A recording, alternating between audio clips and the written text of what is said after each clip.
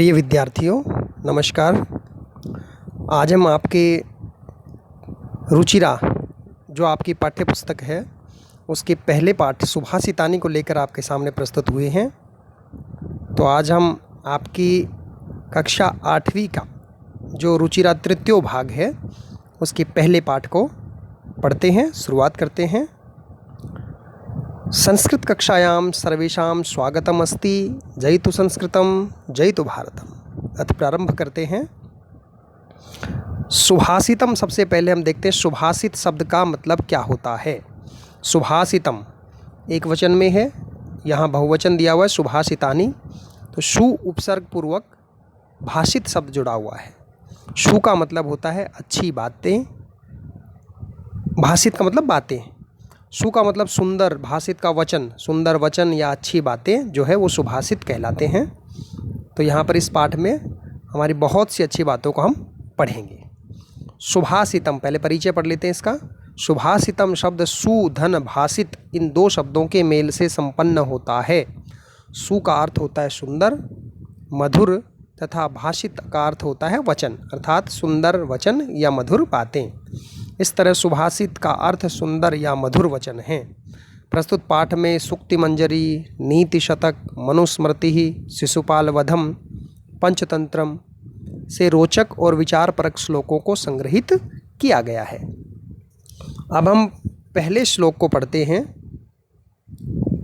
और पहला जो श्लोक है वह मैं आपको पहले गा के बता देता हूँ। गुणा गुणजेषु गुणा भवन्ति ते निर्गुणं प्राप्य भवन्ति दोषाः सुस्वादुतोयाः प्रभवन्ति नद्यः समुद्रम् आसाद्य भवन्त्यपेयाः। हिंदी पढ़ते हैं इसकी। गुणा गुणजेषु, गुण जो हैं वो गुणजेषु का मतलब है गुण जानने वालों में, जो गुणों को जानते हैं उनमें गुणा भवन्ति, गुण होते हैं। गुण जानने वालों के लिए ही गुण होते हैं। ते वे ही गुण निर्गुणम, निर्गुण व्यक्ति को, जो गुणों को नहीं जानता है उसको प्राप्य मनी प्राप्त करके भवन्ति दोषाः, दोष बन जाते हैं। दोष मनी कमियां बन जाते हैं। ये जो गुण शब्द है उसका विलोम होगा दोषाः। गुण जानने वालों में तो गुण होते हैं, लेकिन जो गुणहीन व्यक्ति है उसको यदि गुण प्राप्त हो जाते हैं तो वह दोष बन जाते हैं। इसका उदाहरण दिया है नीचे की लाइन में। सुस्वादुतोयाः प्रभवन्ति नद्यः, नद्यः यानी नदियों में, सुस्वादु बहुत ही स्वादिष्ट, तोया का मतलब है पानी, बहुत ही स्वादिष्ट पानी, प्रभवन्ति मानी बहता है, नदियों में बहुत ही स्वादिष्ट पानी बहता है। लेकिन समुद्रम आसाद्य, समुद्रम माने समुद्र को, और आसाद्य का मतलब प्राप्त करके, मिल जाने पर, समुद्र में मिल जाने पर वह अपेया, देखो अपेया मानी न पीने योग्य, भवंती मानी हो जाता है। जब वही पानी समुद्र में मिल जाता है तो वह न पीने योग्य हो जाता है। अर्थात जब तक वह पानी नदी में रहता है तब तक ही हमारे लिए वह पीने योग्य रहता है। चलिए दूसरा पढ़ते हैं। साहित्य संगीत कला विहीनः साक्षात् पशुः पुच्छ विषाणहीनः तृणं न खादन्नपि जीवमानः तद्भागधेयं परमं पशूनाम्। इसकी हिंदी पढ़ते हैं। देखिए विहीन शब्द आया है यहाँ पर। एक विहीन का मतलब होता है रहित, इसके बिना, किसके बिना? साहित्य के बिना, संगीत के बिना, कला के बिना। जो व्यक्ति है वह साक्षात पशु, पशु यानी जानवर के समान होता है। वह सीधे सीधे जानवर के समान होता है। किसमें क्या क्या नहीं होता है? जिसमें साहित्य नहीं होता, जिसमें संगीत नहीं होती, जिसमें कला नहीं होती है। साहित्य संगीत कला से विहीन जो है वह साक्षात पशु के समान होता है। और कैसा? पुच्छ विषाणहीन है। पुच्छ माने जिसके पूँछ नहीं है, विषाण यानी जिसके सींग नहीं है, जिसके पूँछ और सींग भी नहीं है, ऐसे पशु के समान होता है। कौन? जिसमें साहित्य संगीत और कला नहीं होती है। तृणम न खादनपि, तृणम मानी तिनका अर्थात घास, घास भी नहीं खाता हुआ जीवमानः जीवित रहता है, वह घास न खाते हुए भी जीवित रहता है। तद्भागधेयम परमम पशूनाम, यह पशुओं का परम सौभाग्य है कि वह घास नहीं खाता है, वरना वो तो बिल्कुल एक सामान्य पशु के समान ही हो जाता। इसलिए हमारे अंदर क्या क्या होना चाहिए? देखो, साहित्य होना चाहिए, संगीत होना चाहिए, कला होनी चाहिए, ये सभी चीज़ें हमारे अंदर होनी चाहिए। चलिए अगले श्लोक की ओर बढ़ते हैं। अगले श्लोक की ओर बढ़ते हैं। लुब्धस्य नश्यति यशः पिशुनस्य मैत्री, नष्टक्रियस्य कुलम अर्थपरस्य धर्मः, विद्याफलं व्यसनिनः कृपणस्य सौख्यम, राज्यम प्रमत्त सचिवस्य नराधिपस्य। क्या कहा गया है? लुब्धस्य अर्थात लोभी व्यक्ति का, लोभी व्यक्ति का नश्यति में नष्ट हो जाता है क्या? यश मानी सम्मान, लोभी व्यक्ति का सम्मान नष्ट हो जाता है। ये जो नश्यति शब्द है इसको हम सभी के साथ में लगाते हुए चलेंगे। तो लोभी व्यक्ति का यश नष्ट हो जाता है। पिशुनस्य अर्थात चुगलखोर व्यक्ति जो होता है, चुगलखोर व्यक्ति की मैत्री यानी मित्रता नष्ट हो जाती है। अभी नश्यति शब्द लग जाएगा लास्ट में। चुगलखोर व्यक्ति की मित्रता नष्ट हो जाती है। नष्ट क्रियस्य, जो कार्यों को नष्ट करते हैं, कार्य नहीं करते हैं, उनका कुलम, कुल नष्ट हो जाता है। अर्थपरस्य, जो धन को अधिक महत्व देते हैं, धन को ही सब कुछ समझते हैं, उनका धर्मः, धर्म नष्ट हो जाता है। विद्याफलम, विद्या का फल किसका नष्ट होता है? व्यसनिनः, व्यसनिनः माने जिनमें बुरी आदतें होती, बुरी लत होती है, जिनके अंदर बुरी लत होती है, बुरी आदतें होती हैं, उनका विद्या का जो फल है वो नष्ट हो जाता है। और कृपणस्य, कंजूस व्यक्ति जो होता है उसका क्या नष्ट हो जाता है? सौख्यम अर्थात सुख नष्ट हो जाता है। कृपण व्यक्ति का सुख नष्ट हो जाता है। और देखो, प्रमत्त सचिवस्य, जिसके सचिव यानी मंत्री जो हैं वो प्रमत्त मानी मद वाले होते हैं, मद वाले या मदमस्त रहते हैं, नशा करते हैं, ऐसे जो नराधिपस्य का मतलब होता है राजा, ऐसे राजा के, ऐसे जो राजा हैं जिसके मंत्री सदैव नशे में रहते हैं, उसका राज्यम माने राज्य, नश्यति माने नष्ट हो जाता है, ऐसे व्यक्ति का राज्य नष्ट हो जाता है। तो हमें किस तरह का होना चाहिए? देखो, एक तो हमें लोभ नहीं करना चाहिए, एक पिशुनस्य मानी चुगलखोरी नहीं करनी चाहिए, नष्ट क्रिय से कार्यों को नष्ट नहीं करना चाहिए, अर्थपरस्य माने धन को महत्व ज़्यादा नहीं देना चाहिए, व्यसनिनः है बुरी आदतें नहीं रखनी चाहिए, कृपणस्य यानी हमें कंजूस नहीं होना चाहिए, और कभी भी नशा आदि कार्य नहीं करना चाहिए। चलिए अगले श्लोक की ओर बढ़ते हैं। पीत्वा रसम तु कटुकम मधुरम समानम, माधुर्यमेव जनयेत मधुमक्षिकासौ, संतस्तथैव सम सज्जन दुर्जनानाम, श्रुत्वा वचः मधुर सुक्त रसम सृजन्ति। इसका हम अध्ययन करते हैं। अब देखिए, यहाँ मधुमक्षिका जो शब्द है अर्थात मधुमक्खी जो होती है, जो शहद का निर्माण करती है, तो मधुमक्खी के गुण के बारे में बताया गया है।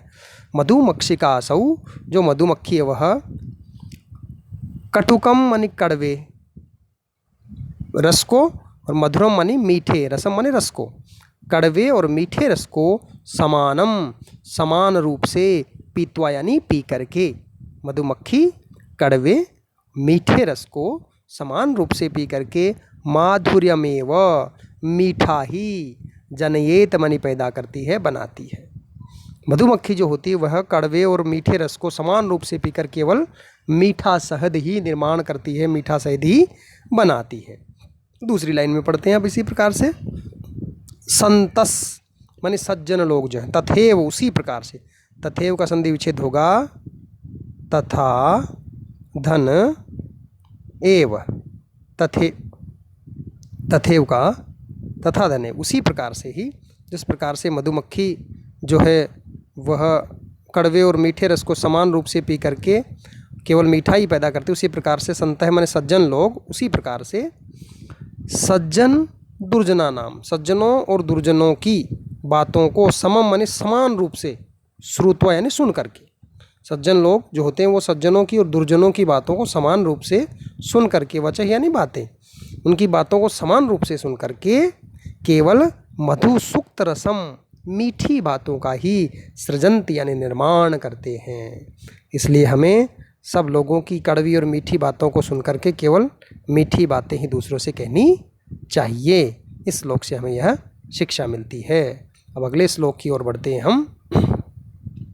यह विहाय पौरुषम यो हि दैवम अवलंब्यते प्रसाद सिंहवत तस्य मूर्धनि तिष्ठन्ति वायसः। इसको देखते हैं।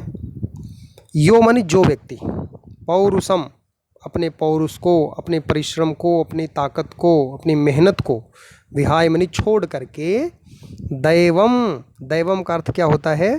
भाग्य, किस्मत, तकदीर के भरोसे ही अवलंबित मानी रहते हैं, उसके सहारे रहते हैं। जो व्यक्ति अपनी मेहनत को छोड़ करके केवल भाग्य के भरोसे ही रहते हैं, केवल भाग्य के भरोसे ही रहते हैं, वो व्यक्ति प्रासाद सिंहवत, महल के शेर के समान, जो महल होता है उसके बाहर दरवाजे पर पत्थर की मूर्तियों से शेर बना करके जो बाहर लगा देते हैं, उसके समान, तस्य मूर्धनि, उसके सिर पर, मूर्धनि का मतलब होता है सिर, उसके सिर पर, वायसः यानी कोवे, जैसे कोवा जो होता है वह तिष्ठन्ति माने बैठते हैं। प्रासाद सिंहवत अर्थात महल के शेर के समान, जो महल के बाहर पत्थर के शेर बना देते हैं, उसके सिर पर जिस तरह से कौवे बैठते हैं, इसी प्रकार से वो व्यक्ति किसी कार्य का नहीं होता है, किसी काम का नहीं होता है। इसलिए हमें सदैव दैवम मानी भाग्य के भरोसे ही नहीं, किसके भरोसे रहना चाहिए? पौरुषम, अपनी मेहनत के भरोसे रहना चाहिए। अब आगे बढ़ते हैं। अगला श्लोक है। पुष्प पत्र फलच्छाया मूल वल्कल दारुभि धन्या महीरुहा ये शाम विमुखम यान्ति नार्थिनः। देखो बहुत अच्छा है, पेड़ों के महत्व के बारे में बताया गया है। महीरुहा होते हैं धरती के वृक्ष, जो धरती का श्रृंगार करते हैं, वो बड़े महान हैं। कैसे भाई? पुष्पम फूल, पत्रम पत्ते, फलम फल, छाया छाया, मूल जड़, वल्कल छाल और दारुभी यानी कि लकड़ियाँ। पेड़ हमें क्या कह देते हैं? फूल, पत्ते, फल, छाया, जड़, छाल और दारुभी यानी लकड़ियाँ। लकड़ियाँ ये सब हमें पेड़ देते हैं। तो इन चीज़ों के साथ में धन्या, ये बहुत ही धन्य है। कौन? महीरुहा, जो धरती के पेड़ हैं वो बहुत धन्य हैं। ये शाम, जिनसे विमुखम, जिनसे विमुख होकर के, जिनसे नाराज होकर के, जिनसे पीठ मोड़ करके, अर्थिनः मानी होता है मांगने वाला, जो इनसे मांगने वाला है, इनसे कुछ चीज़ लेने वाला है, वो न यान्ति नहीं जानते हैं। इनसे कभी भी मुख मोड़कर कोई व्यक्ति नहीं जाता है। क्यों? क्योंकि पेड़ किसी न किसी व्यक्ति को कुछ न कुछ अवश्य देते हैं। पुष्प फूल देंगे, पत्रम पत्ते देंगे, फलम फल देंगे, छाया देंगे, मूल का अर्थ है जड़ देते हैं, वल्कल यानी छाल देते हैं, दारुभी यानी लकड़ियाँ देते हैं, और सबसे बड़ी जो पेड़ देते हमें वो है प्राणवायु, ऑक्सीजन। तो हमें सदैव पेड़ों से ही कुछ ना कुछ मांगना चाहिए, अर्थात पेड़ लगाने चाहिए। चिंतनिया ही विपदाम आदाएव प्रतिक्रिया न कूप खननम युक्तम प्रदीप्ते वहिग्नाग्रहे। यहाँ कहा है समस्या के आने से पहले ही, विपदाम यानी समस्या के, समस्या जब है, जब आ रही हो तो आदावेव, उसके प्रारंभ में ही हमें प्रतिक्रिया, उसकी प्रतिक्रिया देने के बारे में चिंतनिया यानी सोचना चाहिए। जब मुसीबत आ रही हो, कोई कठिन समय आ रहा हो या कोई परेशानी आ रही हो, उस विपत्ति के समय हमें प्रारंभ से ही उसकी प्रतिक्रिया के विषय में चिंतन करना चाहिए। न कूप खननम युक्तम, कूप खननम माने कुआं खोदना उपयुक्त, न माने नहीं है। कब कब ठीक नहीं है? प्रदीप्ते वहिग्नाग्रहे, प्रदीप्ते माने आग लग जाने, प्रदीप्ते माने लग जाने पर, वैगना माने अग्नि, आग लग जाने पर, गृहे माने घर पर। जब घर में आग लग जाए तब कुआं खोदना उचित नहीं होता है, उससे पहले ही उसका प्रबंध करना आवश्यक होता है। इसलिए कभी भी कोई समस्या आए तो उसके प्रारंभ से ही उसके विषय में हमें चिंतन करना चाहिए। ये इसके आपके सामने शब्दार्थ दे रखे हैं जो आपको पढ़ते हुए अपने काम को करना है। और अब मैं चलता हूँ इसके प्रश्नों की ओर, जो आपके अभ्यास प्रश्न हैं। ये दूसरा है, श्लोकांशेषु रिक्त स्थानानि पूरयत। आपको रिक्त स्थानों की पूर्ति करते हुए आगे बढ़ना है। प्रश्नानाम उत्तराणि एक पदेन लिखत। इन सभी प्रश्नों के जो उत्तर हैं आपको एक पद में लिखते हुए आगे बढ़ना है। और चौथा जो प्रश्न है इसमें तद्भव शब्दानाम कृते पाठात चित्वा संस्कृत पदानि लिखत। कंजूस को कृपण कहते हैं। कड़वे के लिए क्या शब्द आया है, पूंछ के लिए क्या शब्द आया है, लोभी के लिए क्या शब्द आया है, मधुमक्खी के लिए क्या शब्द आया और तिनका के लिए क्या शब्द आया है, वो आपको प्रश्न देखते हुए लिखना है। अधोलिखित वाक्येषु कर्तृपदम क्रियापदम च चित्वा लिखत। यहाँ पर आपको कर्ता और उसकी क्रिया को लिखना। जिस तरह से देखो, संतः मधुसुक्त रसम सृजंती, ये जो आपके सामने लिया, संतः मधुसिक्त रसम सृजंती, इसमें जो कर्ता है वो संतः और क्रिया जो है सृजंती हो गया। इस प्रकार से आपको कै वाले में करना है। निर्गुणम प्राप्य भवन्ति दोषाः, तो यहाँ जो है कर्ता कौन है और क्रिया कौन है वो आपको लिखनी है। ख वाले में भी इसी प्रकार से कर्ता और क्रिया आपको लिखनी है। आगे बढ़ते हैं। छठा है, रेखांकित पदानि आधृत प्रश्न निर्माणम कुरुत। इसमें आपको प्रश्न निर्माण करना है। देखो अंडरलाइन किया हुआ है, गुणाः गुणज्ञेषु गुणा भवन्ति। इसमें आपको ये शब्द हटा देना है और इसके स्थान पर जो शब्द है प्रश्नवाचक वो क्या लगेगा, यहाँ पे के, यहाँ पे के।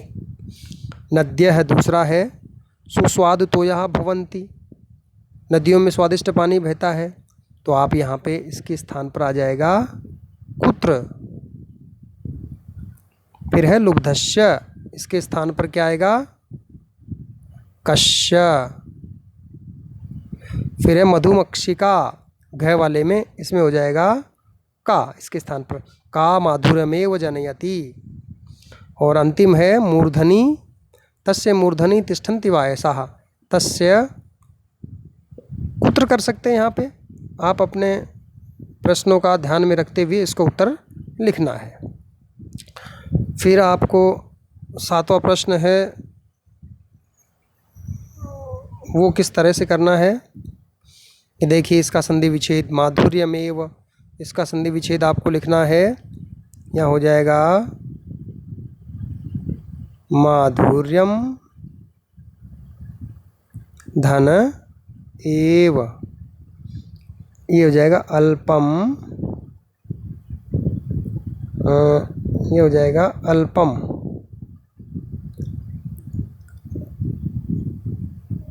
अल्पम हो जाएगा यहाँ पे। और आगे होगा एव, यहाँ होगा सर्वम और यहाँ हो जाएगा एव। फिर ये हो जाएगा दैवम, आगे हो जाएगा एव। इस प्रकार से महात्मनाम उक्ति, तो ये हो जाएगा महात्मनाम धन उक्ति। देखो अंत वाला तो मैं लिख देता हूँ और आपको प्रारंभ में इसमें क्या होगा वो लिखना है। यहाँ पे जो है वो लिखना है आपको विपदाम आदावेव, तो ये आगे हो जाएगा आदावेव। आगे पहले वाला पद आपको लिखना है आदावेव, पहले वाला पद आपको खुद लिखना है यहाँ पे। अगली स्लाइड पे चलते हैं। सर्वेषां कृते धन्यवादः, पुनः मिलामः। जयतु संस्कृतम, जयतु भारतम। इस प्रकार से आपका पाठ समाप्त होता है। सभी को बहुत बहुत धन्यवाद।